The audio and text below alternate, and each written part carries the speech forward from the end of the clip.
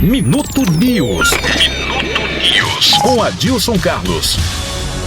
Quarta-feira, 14 de julho de 2021, hoje é comemorado o Dia Mundial do Hospital, Dia Mundial da Liberdade de Pensamento e Dia do Propagandista de Laboratório. Os destaques de hoje: homem suspeito de atropelar e matar a ex-esposa e o namorado dela é preso em Imperatriz. O crime que chocou a sociedade maranhense aconteceu na semana passada na MA 122, entre os municípios de Senador La Roque e Buritirana. Antônio Carlos de Santana Alcântara, conhecido como Carlinhos, teria perseguido até atropelar com uma caminhonete a professora Ana Cléia da Silva, que seguia de moto com o namorado dela, o bombeiro Diego Bezerra. Segundo informações, Carlinhos não aceitava o fim do relacionamento, que era uma decisão de Ana Cléia, que reclamava das agressões quando convivia com o ex-marido. Após o crime, a polícia encontrou áudios em que o acusado ameaçava matar a professora. Ela já tinha solicitado medidas protetivas, mas não teria comunicado à polícia que continuava sofrendo ameaças. Antônio Carlos Santana de Alcântara se apresentou na delegacia de Imperatriz, acompanhado de advogado, e recebeu voz de prisão, sendo autuado por feminicídio e homicídio.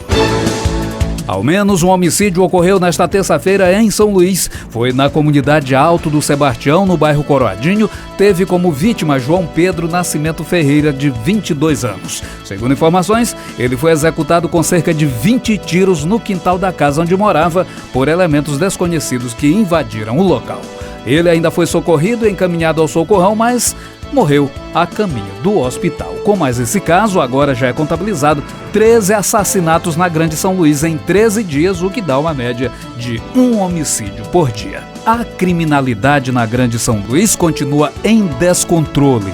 No mês de junho foi registrado um aumento de 60% no número de homicídios em relação ao mês de maio. E em julho mantém esse nível acelerado no número de mortes. Se continuar da forma que está, teremos mais um recorde de assassinatos na ilha. A insegurança é predominante.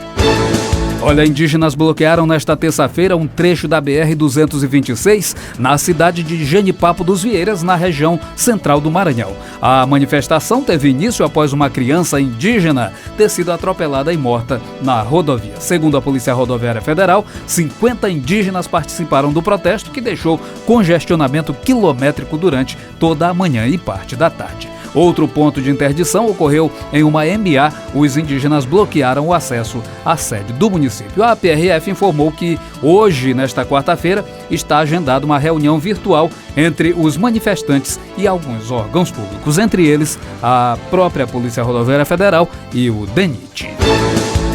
O governo do Maranhão começa a reduzir quantidade de leitos clínicos e de UTI destinados exclusivamente a pacientes com Covid-19. Desde o último sábado, a quantidade de leitos vem sendo reduzida na rede pública, na medida em que a ocupação também teve redução. Ao todo, contando a partir do dia 9 de julho, já são 180 leitos a menos, somado os leitos clínicos e de UTI em diversas regiões, em especial no interior do estado. Aqui em São Luís, por exemplo, do total de 279 leitos de UTI, baixou para 259. Saber o que é feito com esses leitos de lá, para onde é que o governo vai destinar esses equipamentos, né? Porque também não podem ficar ociosos, vão ter que ser usados em algum local, e também tem que ter cuidado, porque não se sabe como é que vai ser essa pandemia, se ainda vai ter um novo pico, e aí é complicado. Não vão fazer como da vez passada, né? Que simplesmente desativaram tudo, enquanto muitas pessoas acometidas por Covid estavam morrendo por falta de leitos.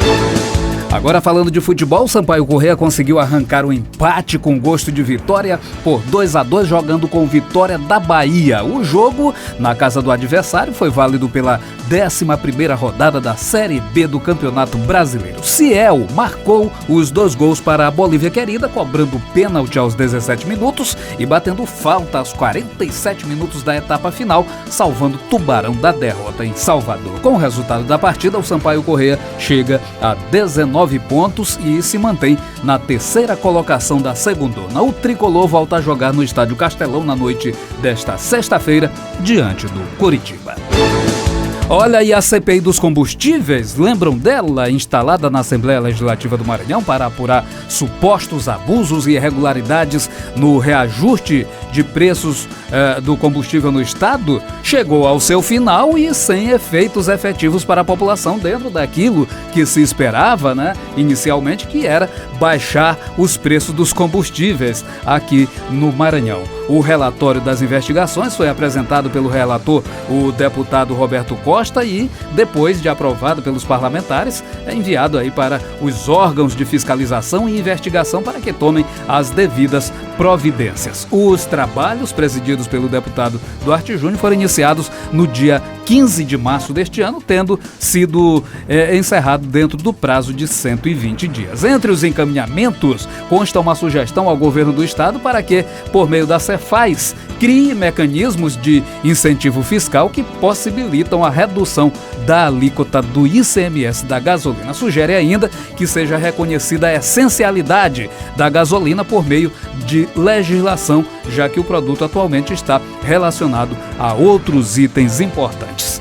O detalhe é que quando essa CPI começou, a gasolina tinha um valor ainda na casa dos R$4 e termina com uma média de R$6 nas bombas. E se era com o objetivo de fazer com que o preço baixasse, pelo menos isso era o que o deputado Duarte Júnior ainda chegou a dizer, que depois da CPI os preços baixaram, nada disso. Os preços aumentaram absurdamente nesse intervalo da CPI. E o cidadão aí, o consumidor, não viu nada de efeito efetivo.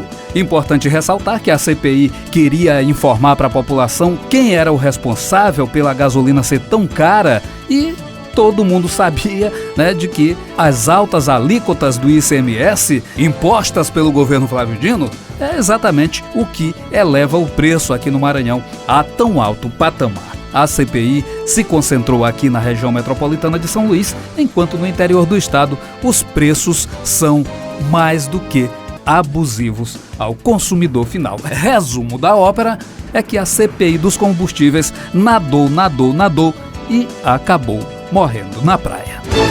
Mais detalhes destas notícias e outras informações você pode conferir lá no meu blog do adilsoncarlos.blogspot.com.